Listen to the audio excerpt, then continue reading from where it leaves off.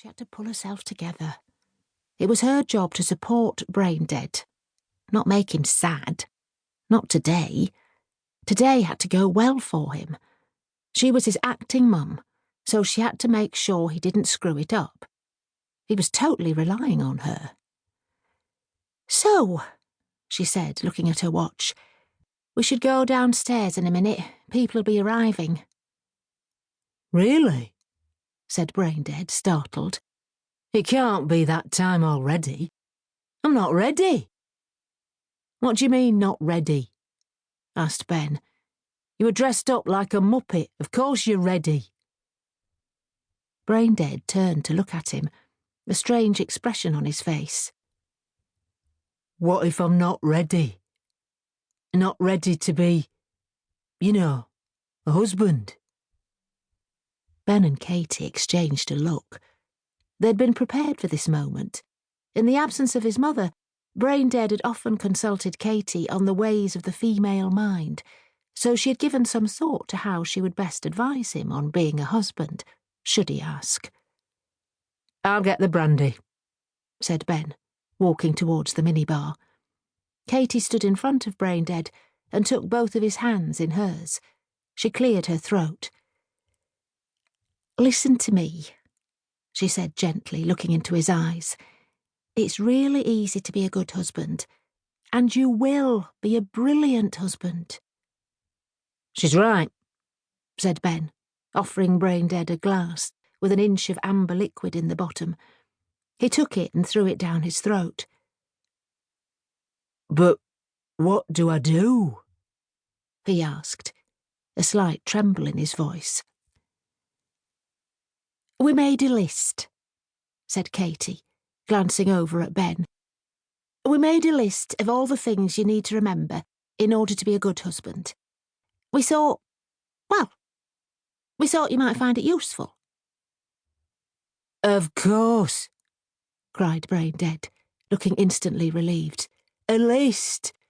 A list is great. A list is genius. Tell me what is on the list.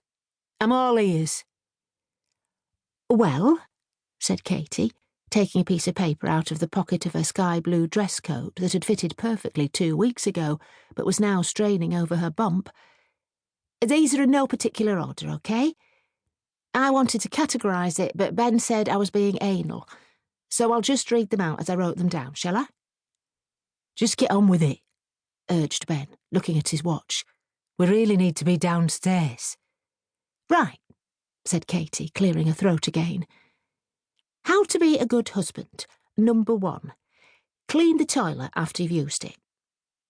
"Really?" asked Braindead. "Really," said Katy, nodding vigorously. "It's so important. Much hostility can grow from the issue of toilet cleanliness.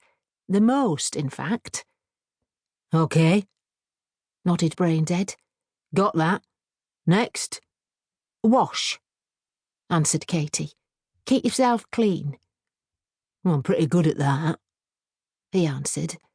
"You are not," replied Katy and Ben in unison. "Do you shower as soon as you get back from football?" asked Katy. "Yeah," protested Braindead. "Monday morning. I always shower." "When do you play football?" asked Katy. "Saturday," replied Braindead. "Like I said, keep clean," confirmed Katy. "Share the chores," she continued. "Marriages are not glued together by gifts or soppy love messages or even grand romantic gestures. They are glued together by agreements on waste disposal and dishwasher duties." "OK, if you say so. Understood," said Braindead. "I can do all that." "Good, that's the basics. Now listen closely to the following, because these are the tough ones. You must understand that neither of you is perfect. You will both screw up many times, and so to be a good husband and to protect your marriage, you have to learn to forgive and forget." Katy felt Ben take her hand. She looked up at him gratefully. She understood only too well the importance of forgiveness to her own marriage. If it wasn't for forgiveness, then she and Ben would not.